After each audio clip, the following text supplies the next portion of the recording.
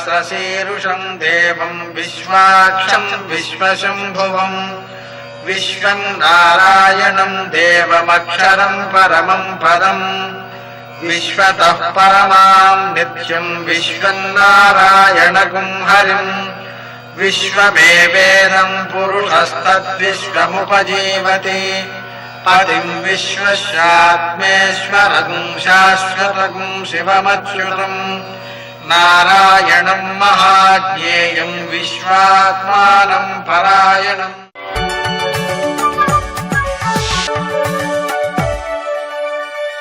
सूर्यशौर्यमथेन्दुरिन्द्रपदवी सन्मङ्गलं मङ्गलम्। आपदामपहर्तारं दातारं सर्वसंपदां लोकाभिरामं శ్రీరామం మోక్షదంతం నమామ్యహం. నేటి కాలమాన విశేషాలను గమనిద్దాం. స్వస్తి శ్రీ చాంద్రమాన దుర్ముఖనామ సంవత్సరం, దక్షిణాయనం, శరదృతువు, కార్తీక మాసం, శుక్లపక్షం, బుధవారం. సూర్యోదయం 6:21 సూర్యాస్తమయం 5:38 తిథి నవమి మధ్యాహ్నం 12:39 వరకు. నక్షత్రం శతభిషం తెల్లవారుజామున 4:07 వరకు. వర్జం మధ్యాహ్నం 11:35 నుంచి 1:12 వరకు. దుర్ముహూర్తం ఉదయం 11:37 నుంచి మధ్యాహ్నం 12:22 వరకు. అమృతకాలం రాత్రి 9:03 నుంచి 10:37 వరకు. రాహుకాలం బుధవారం కాబట్టి మధ్యాహ్నం 12 నుంచి 1:30 వరకు. అష్టకవర్గురీత్యా శుభప్రదమైన సమయం సాయంకాలం 5 గంటలకి. నేటి విశేషాలలో కార్తీక మాస శుక్లపక్షంలోని నవమి సందర్భంగా అక్షయ నవమి వ్రతం, అలాగే విష్ణు త్రిరాత్ర వ్రతం. అంటే మనం ఈరోజు ప్రారంభించి విష్ణుమూర్తిని 3 రోజుల పాటు పూజించడం, ప్రత్యేకంగా పూజించడం అన్నమాట. ఇది ఏమవుతుంది అంటే చాతుర్మాస్య వ్రతంలో చివరి 3 రోజులు అవుతుంది. ఏకాదశి నాడు ఉత్థాన ఏకాదశి, అంటే ఆ విష్ణుమూర్తి యోగ నిద్ర నుంచి బయటకు వస్తాడనమాట. అందుకని దానిలో ఈ చివరి 3 రోజుల్ని మనం పూజ చేసుకోవడం ద్వారా అత్యుత్తమ సత్ఫలితాలు కలుగుతాయి. ఇంకా విశేషించి అక్షయ నవమి కావడం వల్ల ఈరోజు చేసేటువంటి దానాధికము, జపాధికము, పూజాధికము ఇవన్నీ కూడా అక్షయమైన ఫలితాలను అందజేస్తుంటాయి. అక్షయ నవమి అక్షయమైన పుణ్యాన్ని అందించడానికి ఉపకరించేటువంటి సన్నివేశం. ఈ అక్షయ నవమి నాడు చేసేటువంటి ప్రత్యేకమైన దానాధికం వలన అక్షయమైన మోక్షం సిద్ధించడానికి ఉపకరిస్తుంది అన్నమాట. అందుకని దీనికి ఆ అక్షయ నవమి అనే పేరు వచ్చింది. నేటి ఆణిముత్యాలు.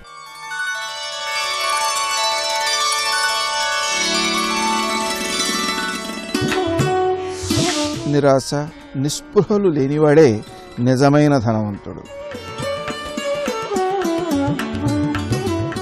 కృతజ్ఞత అనేది ఓ క్రియ కాదు, ఎదుటివారి నుంచి ఆశించడానికి హృదయం స్పందించినప్పుడే ఆ భావం కంటిలో నీటి ముత్యమై, పెదవిపై పగడపు చిరునవ్వై కదలాడుతుంది.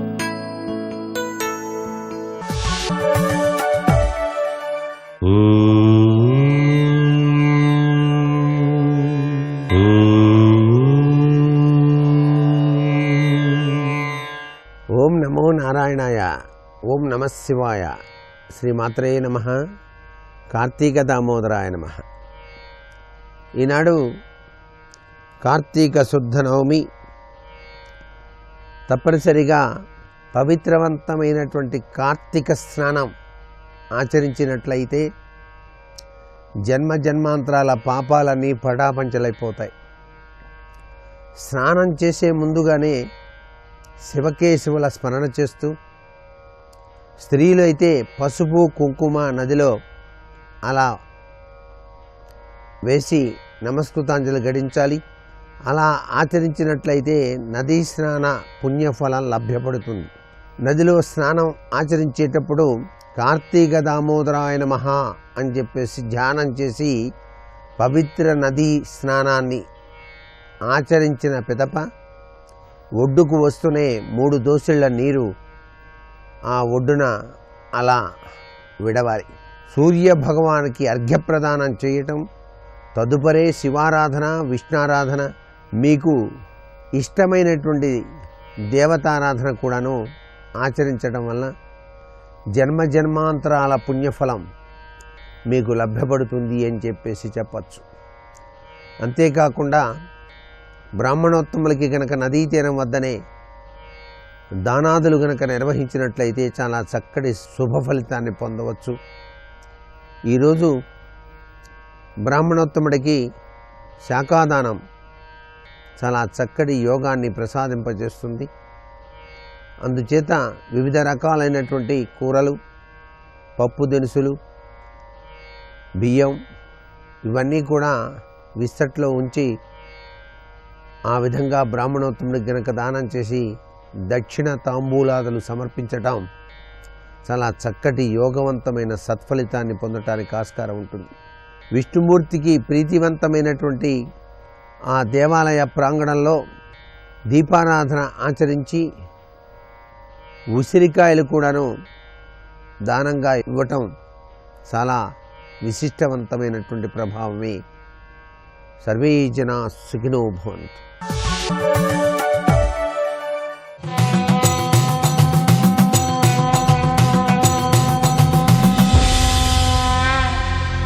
శతక సాహితీ సరస్వతికి నమస్కారం. ఈ రోజు నుండి పండిత కవులు, శివభక్తి తత్పరులు శ్రీ ముప్పాళ్ళ గోపాలకృష్ణమూర్తి గారు రచించిన శ్రీశైల మల్లికేశ శతకంలోని కొన్ని పద్యాలను గురించి తెలుసుకుందాం. శ్రీ ముప్పాళ్ళ గోపాలకృష్ణమూర్తి గారు గుంటూరు జిల్లా సత్తెనపల్లి తాలూకా అచ్చమ్మపేట నివాసులు. భక్తి తత్పరతతో, ఆర్తితో శివకథలను పద్యరూపంలో రాస్తూ తన స్వీయ అనుభవాలను కూడా ఈ శతకంలో పొందుపరచడం జరిగింది. మోక్ష సామ్రాజ్యంబు ముదముతో కలిగించు దురితంబులన్నింటి త్రుంచివైచు వైరుల గెలిచెడు వాంఛల తీర్చును సకల రోగంబుల సమయజేయు దుర్దినంబుల నెల్ల తొలగంగజేయును మంచి గుణములిచ్చి మనుచునుండు భయదంబులైనట్టి బాధల తీర్చును దైవ చింతనమును తనరనిచ్చు ఇది విభూతి మాహాత్మ్యమంచెరిగి సతము భూతి ధారణ చేసడి పుణ్యులెల్ల నీ అనుగ్రహ పాత్రులు నిటల నేత్ర మౌని హృదయేశ శ్రీశైల మల్లికేశ. ఓ శ్రీశైల మల్లికార్జున స్వామి, నీ విభూతి ఎంత మహిమాన్వితమైనదంటే మోక్ష సామ్రాజ్యంబు ముదముతో కలిగించు. భక్తితో ఆ పరమేశ్వరుణ్ణి ఆరాధిస్తూ విభూతిని ధరించినటువంటి వారికి మోక్ష సామ్రాజ్యంబు ముదముతో కలిగించు. ఈ జీవితం అశాశ్వతం.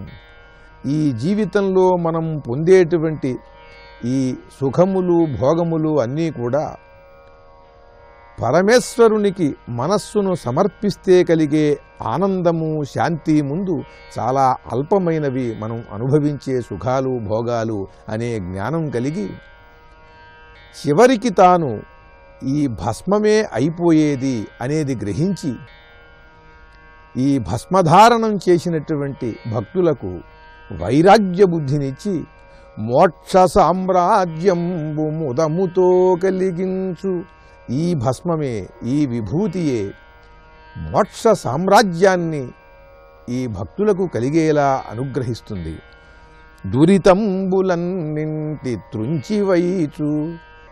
చేసినటువంటి పాపాలన్నీ కూడా ఈ శరీరాన్ని ఆశ్రయించుకుని ఉంటాయి. ఈ శరీరంలో ఉన్నటువంటి ఈ కర్మేంద్రియములు, జ్ఞానేంద్రియములతోనే సంకల్పించటం, తాను క్రియారూపుడై ముందుకు వెళ్ళి ఆ తప్పులు చేయడం జరుగుతుంది కనుక ఈ శరీరాన్ని ఆశ్రయించుకునే ఆ పాపాలన్నీ కూడా ఉంటాయి. అటువంటి పాపములన్నీ ఈ విభూతి ధారణ చేయటం వల్ల ఈ శరీరం నుండి తొలగిపోతాయి. వైరుల గెలిచెడు వాంఛల తీర్చును. నాకు ఈ క్రోధగుణాన్ని తగ్గించు, ఈ కామాన్ని తగ్గించు, ఈ లోభగుణాన్ని తగ్గించు, ఈ మాత్సర్యాన్ని, ఈ మదాన్ని నా నుండి దూరం చేయమని ఎంతో ఆర్తితో ప్రార్థిస్తాడు. అటువంటి ఆ ప్రార్థనలన్నీ కూడా ఈ విభూతి రూపంలో ఫలముగా వచ్చాయా, ప్రార్థనల యొక్క ఫలముగా అన్నట్లు ఈ విభూతిని ధరించిన వెంటనే అంతఃశత్రువులను జయించేటువంటి శక్తి కలుగుతుంది. పరమ వైరాగ్యం కలిగి పరమశాంతి ఆవహించి అక్కడ నుండి ఈ అంతఃశత్రువుల బాధ తనకు లేకుండా పోతుంది. అలాగే బహిశత్రువులను కూడా ప్రేమించేటువంటి శక్తి, వారిని జయించే యుక్తి కూడా కలిగిస్తుంది ఈ విభూతి ధారణ. సకల రోగంబుల సమయజేయు, ఈ శరీరాన్ని ఆవరించి ఉన్న రోగాలన్నింటినీ కూడా సంపూర్ణంగా తొలగిపోయేలా చేస్తుంది. దుర్దినంబుల నెల్ల తొలగంగజేయుచు, మంచి గుణములిచ్చి మనుచునుండు. చెడ్డ రోజులు అనేటువంటివి ఏవీ లేకుండా చేస్తాయి. ప్రతి దినము కూడా పర్వదినముగా, ప్రతి రోజు కూడా ఆ పరమేశ్వరుని మయమైనటువంటి శివరాత్రిలాగా భాషించేలా అనుగ్రహిస్తుంది ఈ విభూతి ధారణ.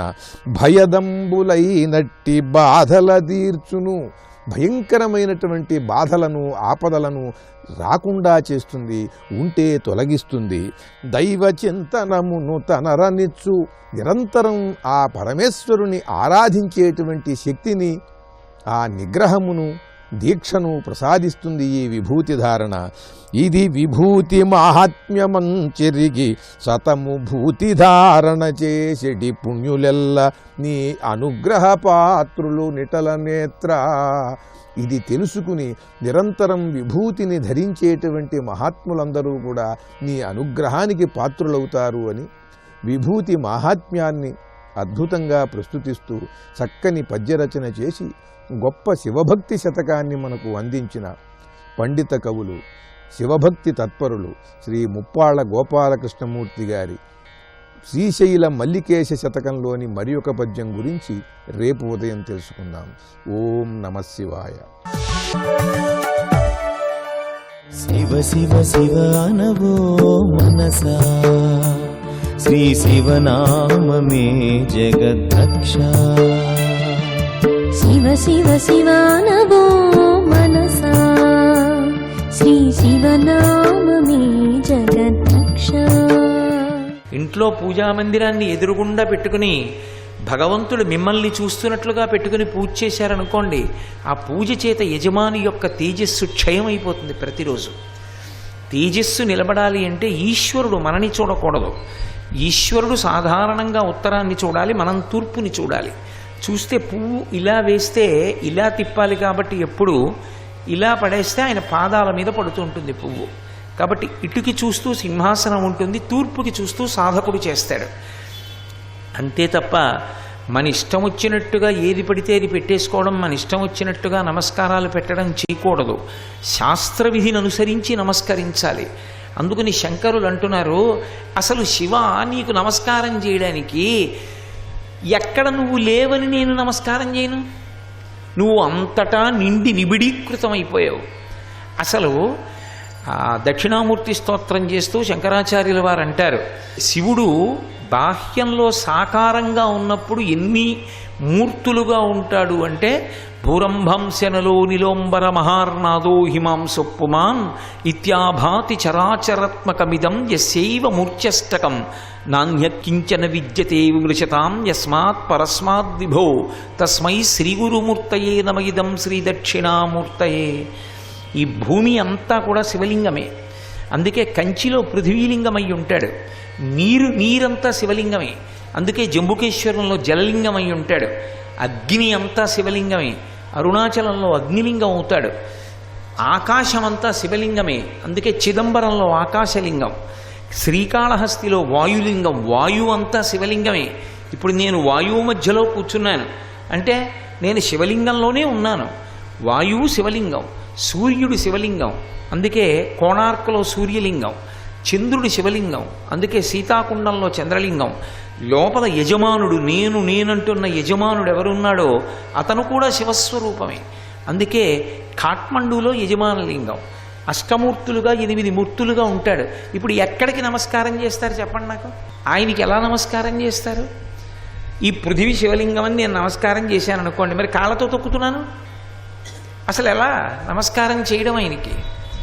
అందుకే శంకరులు అన్నారు, నిజంగా తత్వం తెలిస్తే నీకు నమస్కారం ఎలా చేయను?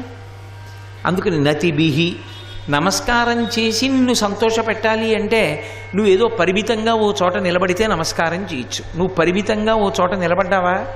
నేనున్నాను అనుకోండి, ఏదో ఇలా నించున్నాను అనుకోండి, మీరు నా ఎదురుగుండా వచ్చో నమస్కారం పెట్టచ్చు. అంతటా నిండిపోతే ఆ శివస్వరూపం గాలిలో మనం ఉన్నాం, ఆ వేడి మనలో ఉంది, భూమి మీద మనం ఉన్నాం. ఉన్నప్పుడు ఎలా శివుడికి నమస్కారం చేయడం? అసలు నతిభిహి కుదరదు. నుతిభిహి, ఆయన్ని స్తోత్రం చేద్దామని అనుకున్నారనుకోండి, అదో అపరాధం అవుతుంది. అసలు శివుణ్ణి స్తోత్రం చేద్దామని ప్రయత్నం చేస్తే అదో అపరాధం యథార్థానికి. ఎందుకో తెలుసా? అంటే స్తోత్రం చెయ్యొద్దని కాదు నా ఉద్దేశ్యం, తత్వతః ఎలా ఉంటుందో చెప్తున్నాను. మీరు స్తోత్రం చెయ్యాలి అంటే మీ మనసుతో ఆయన యొక్క గుణగణములను భావన చేసి కదా నోటితో స్తోత్రం చెయ్యాలి. నోట్లోంచి ఏదైనా వచ్చింది అంటే ఎంగిలైందా లేదా అది. అప్పుడు స్తోత్రం చేశాను అనుకోండి, ఆయన మీద ఏదో పద్యాలు చెప్పాను అనుకోండి నేను, అప్పుడు నా నోట్లోంచి వచ్చాయి కాబట్టి అవి ఎంగిలయ్యాయా? నోట్లోంచి వచ్చింది ఏదైనా ఎంగిలే. మరి ఎంగిలితో స్తోత్రం చేస్తావా? అంతటా నిండి నిబిడీకృతమైపోయిన వాడు మనసుకు అందుతాడా? వాక్కుకు అందుతాడా? ఎలా స్తోత్రం చేశావు? అంతటి మహానుభావుణ్ణి నోటితో అసలు స్తోత్రం ఎలా కుదురుతుంది? స్తుతిభిహి కుదరదు. కాబట్టి ఈశ్వర లోపల అనుభవించడమే కానీ అసలు మీ గురించి పైకి చెప్పడం, స్తోత్రం చేయడం కుదరదు.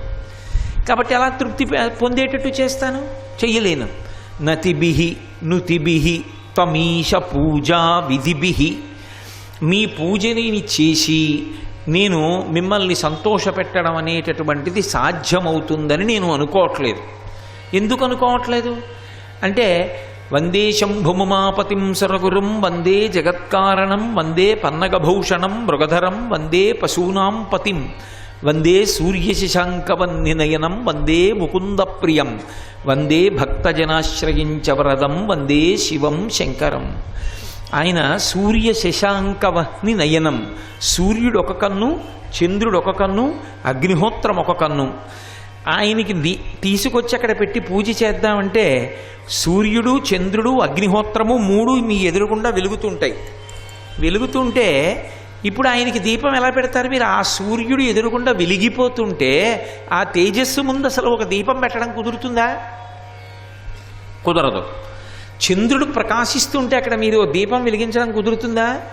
కుదరదు. సూర్యుడు ఎదురుగుండా దిగొచ్చేసాడు అనుకోండి, నాకు అసలు కళ్ళు కనపడతాయా అంత వెలుతురులో? ఇక నేను దీపం పెట్టినా మళ్ళీ ఆయన కనపడడానికి?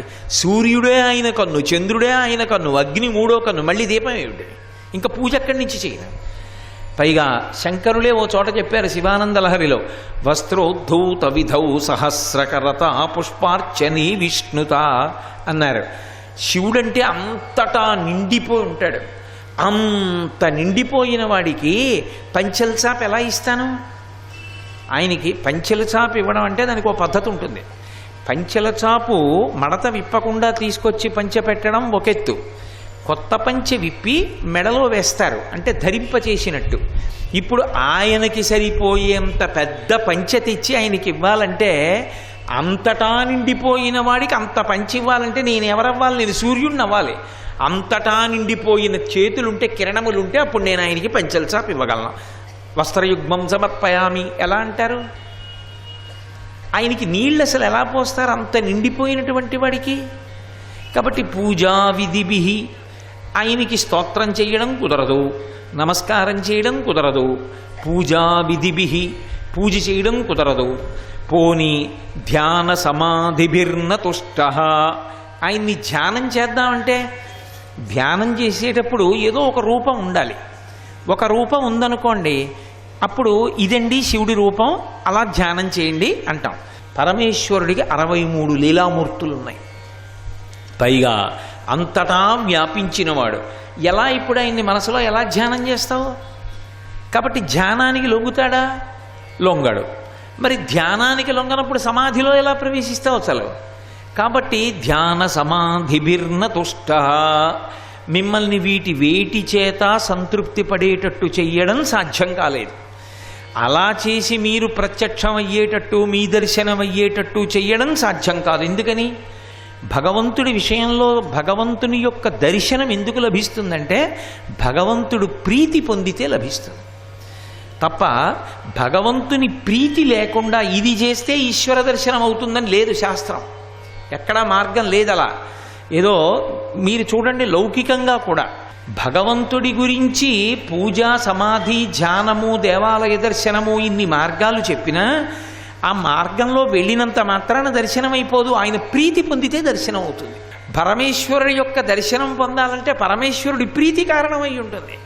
అరే వీడికి నేను కనపడాలరా అనుకుంటే కనపడతాడు, అంతేగాని నేను ఇది చేస్తే కనపడాలని ఉంది ఏమిటి ఎక్కడైనా లేదు శాస్త్రంలో. లేనప్పుడు నిన్ను ధ్యానమునందు అనుభవించి సమాధిలోకి వెళ్ళడం ఎలా కుదురుతుంది? నా తుష్ట, నిన్ను అలా తృప్తిపరచడం సాధ్యం కాదు. కానీ విచిత్రం ఏమిటంటే వీటి చేత తృప్తిపరిచారు అని చెప్పి ఎక్కడా సాక్ష్యాలు లేవు. కానీ కొన్ని కొన్ని విషయాల్లో నువ్వు దొరికావని సాక్ష్యాలున్నాయి. ఎప్పుడు? ధనుష, ఒక ఆయన ధనస్సు పెట్టి కొడితే నువ్వు ఎదురుగుండా ప్రత్యక్షం అయ్యావు. ఇది శంకరాచార్యుల ఆ శ్లోకం చాలా జాగ్రత్తగా అన్వయం చేసుకోవాలి. ధనుష, ధనస్సు పెట్టి కొట్టావు, కొడితే నువ్వు వెంటనే ప్రీతి చెంది ఎదురుగుండా కనపడి దర్శనమిచ్చావు. కాబట్టి నన్ను కూడా అలా కొట్టమంటావా, కనపడతావా అని అడుగుతున్నారు. వదతే ప్రీతికరం, మరి ధనస్సు పెట్టి కొడితే కనపడ్డావుగా ఒక ఆయనకి, నన్ను కూడా అలా ధనస్సు పెట్టి కొట్టమంటావా, కనపడతావా అని అడుగుతున్నారు. ధనస్సు పెట్టి కొడితే కనపడ్డాడు అని ఎక్కడుంది? శంకరాచార్యులు వారు ఎక్కడన్నా చెప్పారా? ఎక్కడుందో, ఎవరికి కనపడ్డాడో ఏమైనా చెప్పారా? ఏమీ చెప్పలేదు. ధనుష, ఒక ఆయన ధనస్సు పెట్టి కొడితే కనపడ్డావు. ముసలీన, రోకలి పెట్టి కొడితే కనపడ్డావు. ఆశ్మభిర్వా, రాళ్ళు పెట్టి కొడితే కనపడ్డావు. నన్ను అలా చేయమంటావా అని అడిగారు. సర్వం శ్రీ ఉమామహేశ్వర పరబ్రహ్మార్పణమస్తు. స్వస్తి.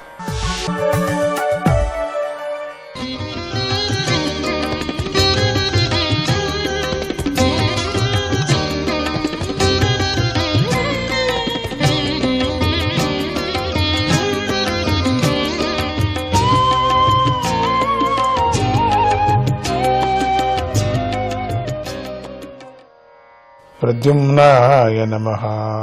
మేరు పర్వతమందున్న ప్రాణులకు అన్ని కాలాల్లోనూ మధ్యాహ్న సమయంలో సూర్యుడు తపిస్తూ ఉన్నట్లుగా కనిపిస్తూ ఉంటాడు. మేరు పర్వతం తనకు ఎడమవైపు ఉండేటట్లుగా సంచరిస్తూ ఉన్నా కూడా సూర్యుడు కుడివైపు సంచరిస్తూ ఉన్నట్లుగా కనిపిస్తాడు. ఏ నగరంలో అయితే సూర్యుడు ఉదయిస్తున్నాడో ఆ నగరం తిన్నగా రేఖకు అవతల వైపు గల నగరంలో సూర్యుడు అస్తమిస్తున్నట్లుగా కనిపిస్తాడు. ఏ నగరంలో సూర్యుడు బాగా ఎండ కాస్తూ చెమటలు పట్టేటట్లు చేస్తున్నాడో ఆ ప్రాంత రేఖకు అవతల వైపు ఉన్న నగరంలో ప్రజలకు అర్ధరాత్రి సమయం అవుతుంది. వారు ఆ సమయంలో నిద్రిస్తూ ఉంటారు. ఒక కాలంలో సూర్యుడు ఒక నగరంలో ఉదయం నుండి సాయంకాలం వరకు చక్కగా కనిపిస్తూ ఉంటాడు. కానీ అదే సూర్యుడు ఆ నగరానికి తిన్నగా రేఖకు అవతల వైపుకు చేరగానే చీకటి ఏర్పడి సూర్యుడు కనిపించుకోకుండా పోతున్నాడు. సూర్యుడు ఇంద్రుడి నగరం నుండి యముడి నగరానికి ప్రయాణమయ్యేటప్పుడు 15 గడియలలో, అంటే 2,37,75,000 యోజనాల దూరం పడుతుంది. ఇదే విధంగా సూర్యుడు యముడి నగరం నుండి వరుణుడి నగరానికి, అక్కడి నుండి చంద్రుడి నగరానికి ప్రయాణం చేసి మళ్లీ ఇంద్రుడి నగరానికి చేరుకుంటాడు. ఈ విధంగా చంద్రుడు మొదలైన ఇతర గ్రహాలు కూడా నక్షత్ర మండలంలోని నక్షత్రాలతో పాటు కలిసి ఉదయిస్తూ కలిసి అస్తమిస్తూ ఉంటాడు. ఇలా వేదమయమైన సూర్యుని రథం ఈ 4 నగరాల్లో సుమారు 1 గంట సమయంలో 34,08,000 యోజనాల దూరం చొప్పున సంచరిస్తూ ఉంటుంది. ఆ రథానికి సంవత్సరమే చక్రం, 12 నెలలే దాని ఆకులు, 6 ఋతువులే కడకమ్మీలు, 3-4 నెలల కాలములే మధ్య తూములను చెబుతున్నారు. దాని ఇరుసు యొక్క ఒక కొన మేరు పర్వత శిఖరంపై ఉంటుంది, రెండవ కొన మానసోత్తర పర్వతంపై ఉంటుంది. అంటే ఇరుసుకు అమర్చబడిన సూర్యరథ చక్రం నూనె గానుగా చక్రంలాగా తిరుగుతూ ఉండగా రథం మానసోత్తర పర్వతంపై చుట్టూ సంచరిస్తూ ఉంటుంది. ఆ ఇరుసుకు అమర్చబడిన రెండవ ఇరుసు ఉంది. నూనె గానుగా ఇరుసు వంటి దాని పొడవులో 4వ భాగం ఉంటుంది. దానిపై కొన ఈశ్వరుడి సహాయంతో ధ్రువమండలం పైన ఉంచబడింది. ఆ రథం యొక్క గూడు 36 లక్షల యోజనాల పొడవు, 9 లక్షల యోజనాల వెడల్పు కలిగి ఉంది. దాని కాడి పొడవు 9 లక్షల యోజనములు. దాని యందు గాయత్రి మొదలైన ఛందస్సుల పేర్లు గల గుర్రాలు కట్టబడి ఉంటాయి. అరుణుడు రథసారథిగా ఉన్న ఆ రథంలో సూర్యుడు సంచరిస్తూ ఉంటాడు. ఈశ్వరుడు అరుణునికి రథసారథ్యం చేసే పనిని అప్పగించాడు. అందువలనే అరుణుడి ప్రకాశం సూర్యభగవానుడు ఉదయించటానికి ముందుగా కనిపిస్తుంది, అరుణ కిరణమని. ఆయన అస్తమించిన తర్వాత కూడా కనిపిస్తుంది.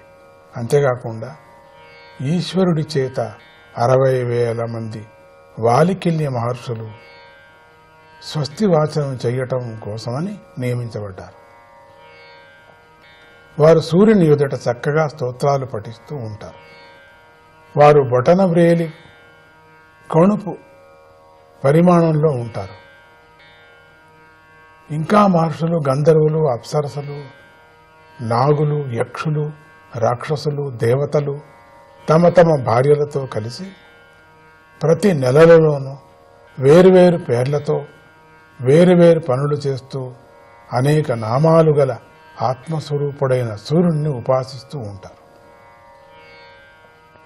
వారు ఒక్కొక్కరు 14 గణాలుగా ఉన్నారు. వారిని 2 చొప్పున లెక్కిస్తే 7 గణాలు అవుతారు. భూమండలం యొక్క 9,51,00,000 యోజనాల వృత్తం చుట్టూ లక్షణ అంటే చుట్టూ క్షణానికి 2002 యోజనాల వేగంలో సూర్యభగవానుడు సంచరిస్తూ ఉంటాడు.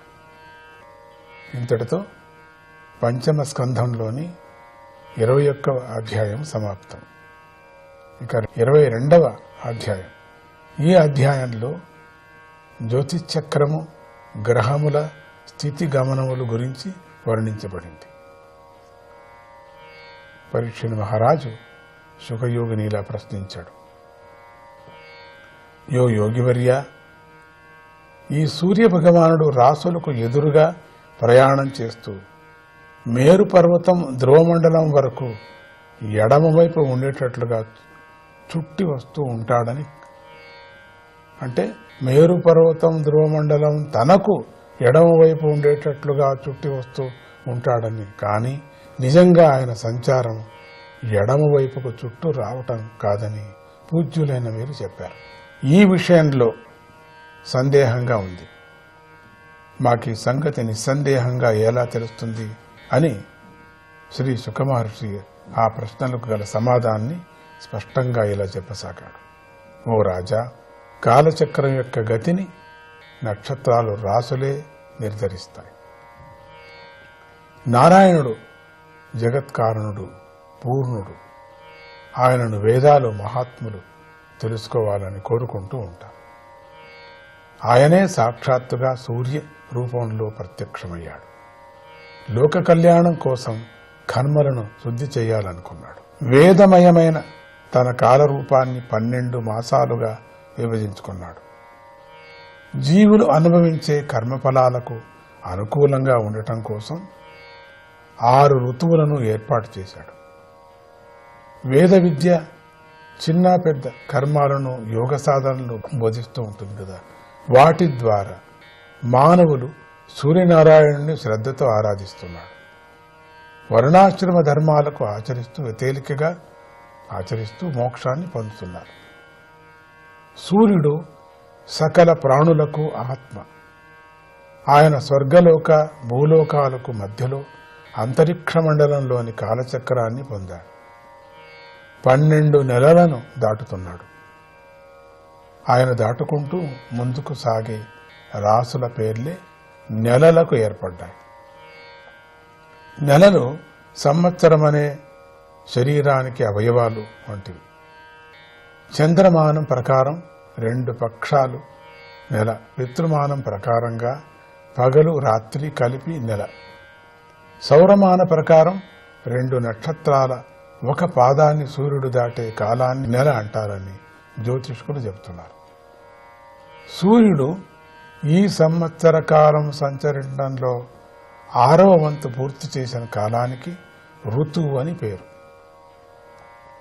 ఋతువు కూడా సంవత్సరం అనే శరీరానికి భాగం. సూర్యభగవానుడు ఆకాశంలో ఒకసారి సంచారం చేసినప్పుడు దాటిన సగం కాలాన్ని అయనం అంటారని పెద్దలు చెప్తారు. ఆయన స్వర్గలోక భూలోక అంతరిక్ష లోకాలను పూర్తిగా దాటివేసే కాలాన్ని బట్టి, ఆయన మెల్లగాను వేగంగాను సమానంగాను సంచారం చేయటాన్ని బట్టి జ్యోతిష్ శాస్త్రజ్ఞులంతా సంవత్సరము, పరివత్సరము, ఇడావత్సరము, అనువత్సరము, వత్సరము అని కాల విభజన గురించి చెప్తున్నారు. ప్రద్యుమ్నాయ నమః.